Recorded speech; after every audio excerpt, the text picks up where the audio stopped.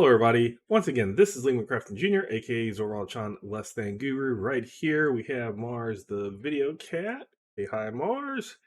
And today is a special episode, special day. It is my birthday. Mars, not the microphone. Yes, it is my birthday. I turn 50, the big 50. But another big 50 is the Palladium Nentir Vale setting game hit 50 sessions 2 days ago. And that's mainly what this video is about. So we've been playing for over 2 years. We try to do uh, every other week on Sundays, but there are some times where life gets in the way and I have to cancel. I've been able to do that less with player absences because I midway through I changed it from a campaign based off of the character groups and their plots to a campaign setting where the town of Fallcrest and the surrounding Nentir Vale is the campaign setting. And within that area, everybody has multiple characters. So it's helped out a lot. If I have too many people that miss, I could have one or two people show up and we can do things. Normally, most of my players are showing up, which means another thing. It's a success. Um, that was one thing that this whole thing started off as an experiment of is my thoughts about Palladium First Edition Fantasy. Is it nostalgia?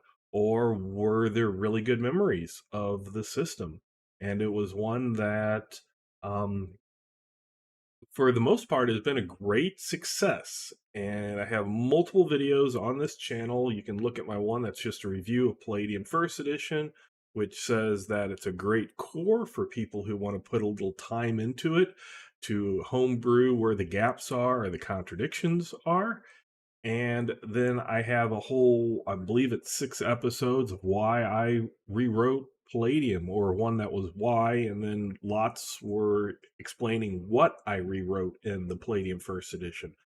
And I'm very happy with what I was able to take. So if you watch the campaign number one, Palladium Nentir Vale, you will see that if you are experience with Palladium First Edition, you'll probably notice it is Palladium. You might hear some terms that are used a little differently, such as shock points and things like that. But for the most part, it's easily recognized as a Palladium derivative. And that's fine. That's what we wanted to do. And it was a nostalgia check on old school type games where you roll your statistics and you don't just keep rolling until you have a character that you like, or you don't use a point buy and you don't re-roll anything. You just choose a species, you roll those dice associated with those attributes. Depending on your species, what you get stuck with is what you look to see what character class you can be. Palladium calls them occupational character classes. I decided to just call them occupations. And then you roll randomly for hit points and you roll randomly for things like that. Now, I did also separate hit points. If you're familiar with Palladium, Palladium has hit points which you gain every level. You start off with your physical endurance, that's your base hit points, and then you roll a d6 every level that you gain, including level 1, and those add 2 hit points. Instead of having them add to hit points, I have a new thing that is similar to how SDC for people work in later Palladium games, but I don't have hit points advanced. So this starts off at PE, and certain occupations are able to get hit points here and there as they level, but mostly that just stays the same. That's kind of like your core, the blood and the life force in you, keeping you alive and blood pumping. And yes, and then there's shock points. I changed it from SDC. SDC is short for structural damage capacity, and in Palladium First Edition, it was something that was meant for armor and doors and stone structures and things like that. It wasn't for people. Later in Heroes Unlimited, they started using it for people to show how big, strong superheroes could take more damage.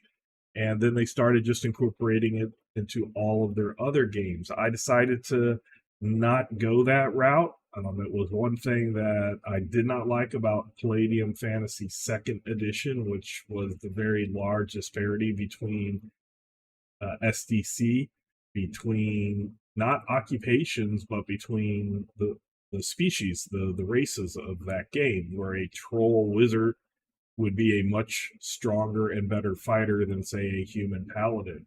So what I did is I made it where each class has a bonus that is given to their shot points based off of whether or not they're a man of arms or a man of arm type, like a cleric that is more men of arms, like or clergy member, like a cleric or a paladin, or even an entertainer that leads towards martial stuff, like the gladiator. So I put the gladiator in the entertainer category. And then certain things like your rogues and your assassins and stuff, they get a small boost.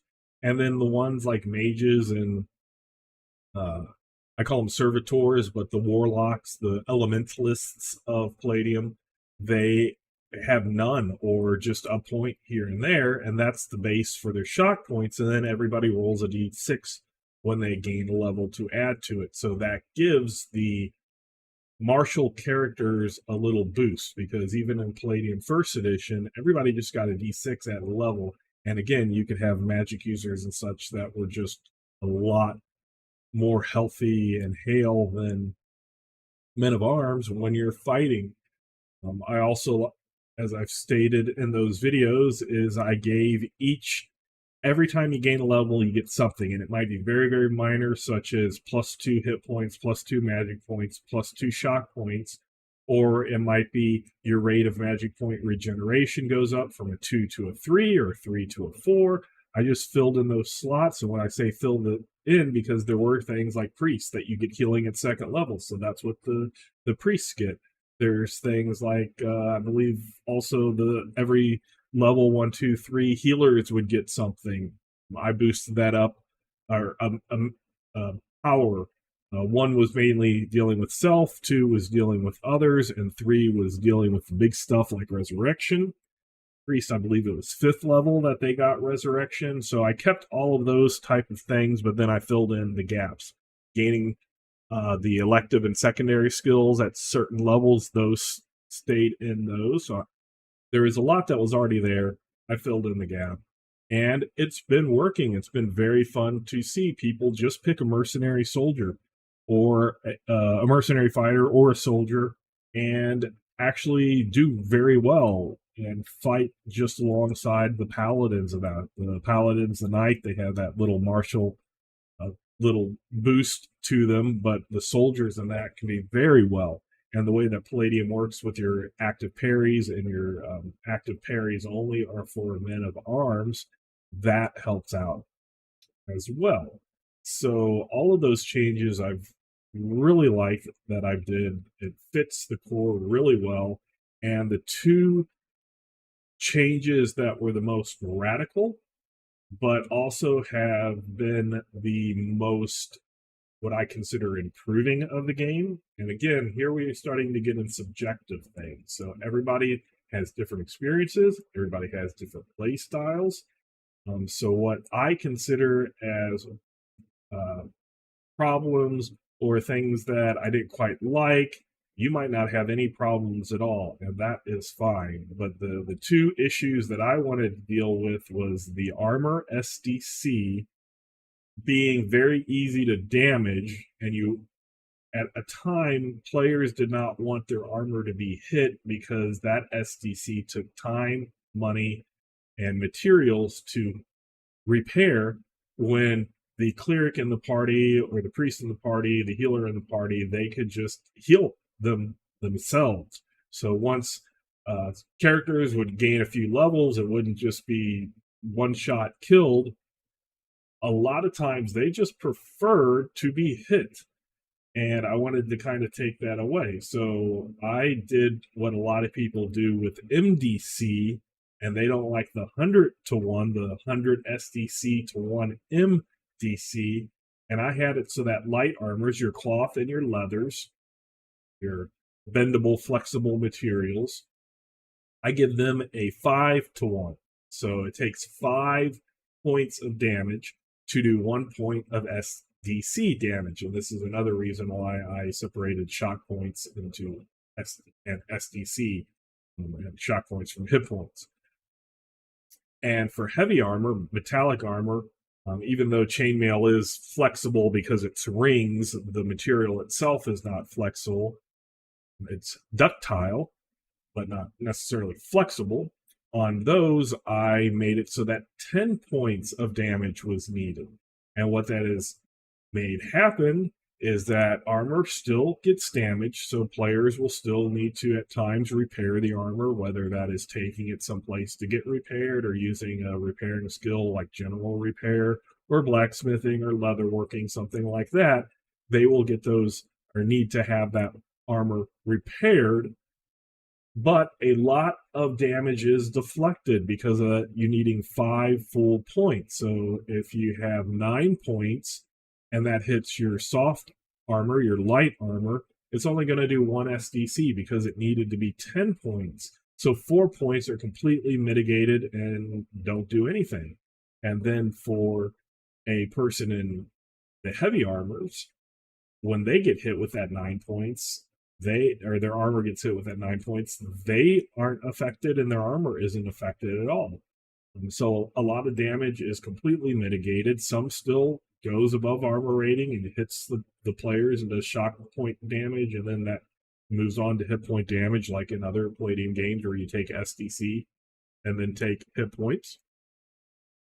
But a lot is mitigated or lessened, and the armor still takes damage. So that has been working wonders. That was a system that previously I just added zeros to it. So if something was 160 SDC, I made it 1,600 SDC.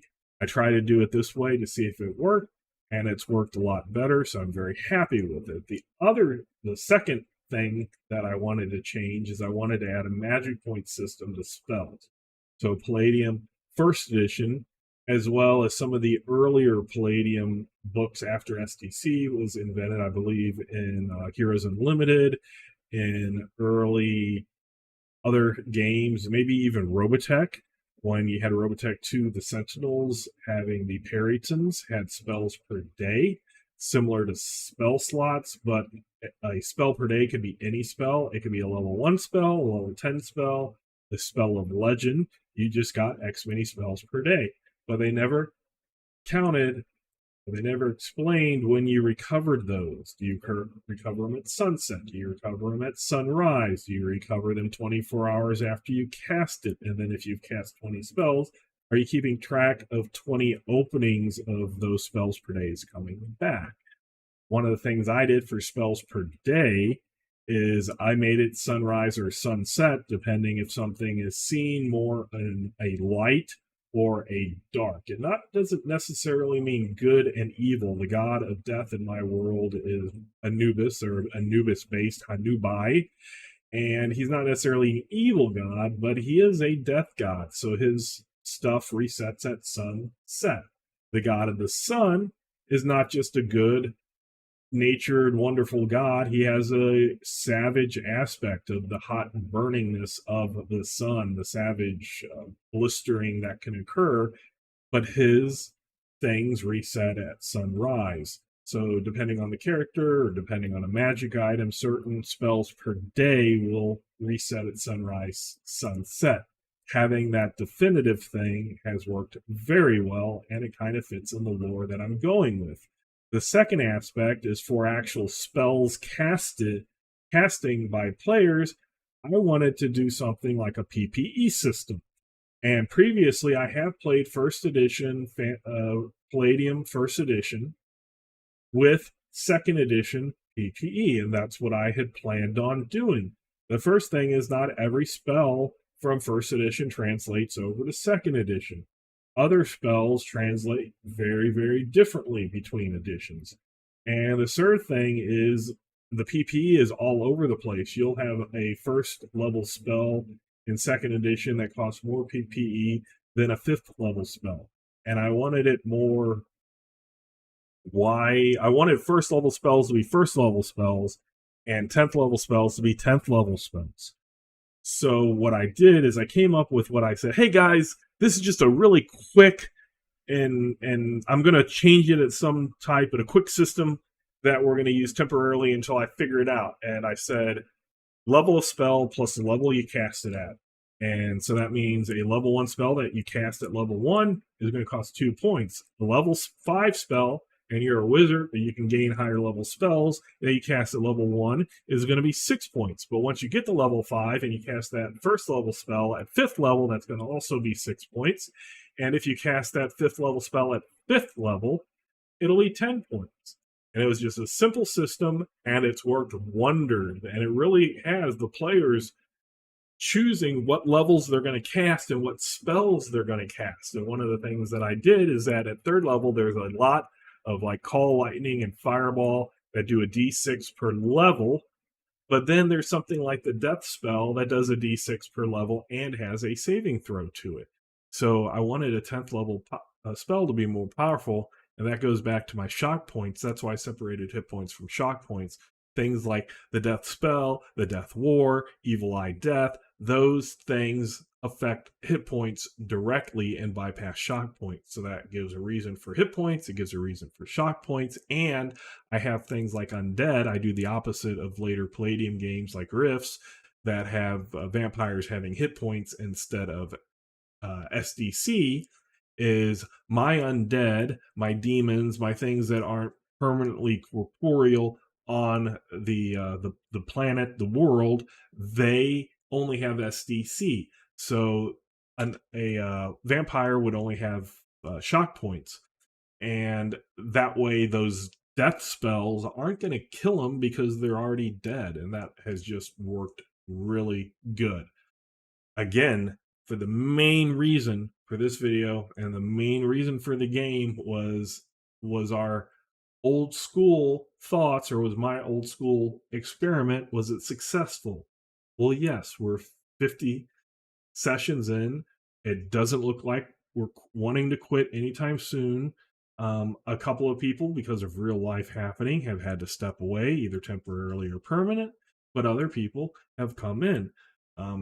So we still have 7 people regularly show up every Sunday, and everybody is always asking questions on how their characters can advance, what certain things are. The group is getting into the campaign setting as the core, doing things that help out Fallcrest to be able to make that setting last, even if their character dies. Something their character contributed to can continue to exist. Last session, our 50th session, they finally have gotten a adventurers guild started. It's called the Curious Company. It's a project that I was working with 2 other groups back in 2010, and that campaign, those groups kind of fell apart because of my real life problems, or not necessarily problems, my real life things happened, and I could no longer devote the time to it. But I really liked the Nentir Vale. I really liked the plot that was progressing, so I brought that forward and slowly have been introducing the surviving members of Curious Company.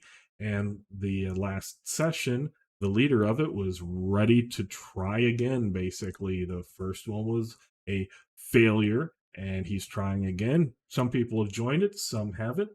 I'm letting that be up to every player, and every player to all their characters. So as an example, Anthony has a few characters, and uh, at least 4, I believe. 2 of them are joining Curious Company, and 2 of them are not, because that's what the character would do. I think that's great. That makes the game a little more real. It's not forcing everybody to be part of something, but it's also allowing players to determine whether or not their individual characters would do it or not, be part of an adventuring group. His 2 characters that aren't are 2 characters that are deity related, a priest and a cleric. For those of you who didn't watch, I took shaman and I just turned them a little bit more martial and turned them into clerics. And it's been a really popular class. The only thing that I did is I gave them a conditional auto parry, and everything else is the same as it was in the Palladium first edition book, where their powers are say 75% of their powers are equivalent to a priest's power, and priest powers abilities that stayed the same. The other 25% is completely different, and in my personal subjective opinion, not as good as the priest powers. But that class became better because of the conditional auto parry, as well as they get less penalties for wearing heavy armors. But it's become a very popular class, and we have three characters who are currently in that character occupation. Um, so the nostalgia of it is, yes, it actually works. And I'm a line developer for Torg Eternity, where we're going kind of new style with streamlining things. And there's acts, there's scenes, there's flashbacks, and things like that. There's a lot of player creating and moving the drama ahead through Destiny cards and Cosm cards and things like that.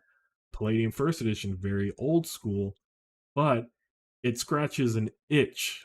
I found that there's very different types of games, and I can like multiple ones. There's a few that I don't really like that other people like. But again, gaming is subjective, and having choices, in my opinion, having options is very good. And I'm much more willing to play a game if I understand what it's going to be, especially when you have options. So before we played this, I told everybody, hey, this is going to be a very old school game. This is going to have character death. Characters are going to be fragile. It's going to take you a long time. You're going to have to claw for that XP. It's going to be individual XP, not group XP. And it's going to be individual even to the character per session.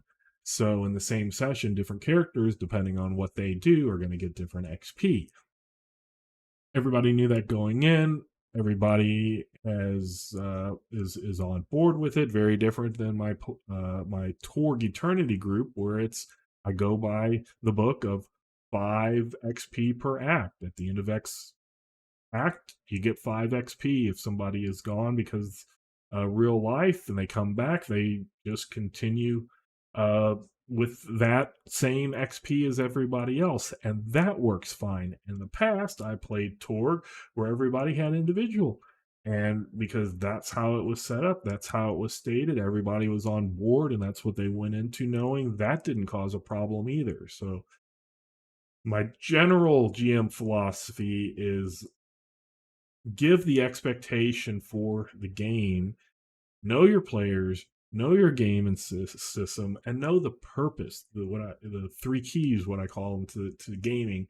You understand that, and it makes your games run a lot smoother because everybody's on board and everybody understands what's going on. Plus, you know your players, so you can encourage them, or if you know that they're kind of maybe not on board completely, you can alleviate anxiety, fears like that. One of the things Palladium First Edition has is injuries. If you get knocked unconscious and brought back, or you get killed and you get brought back, you have permanent injuries.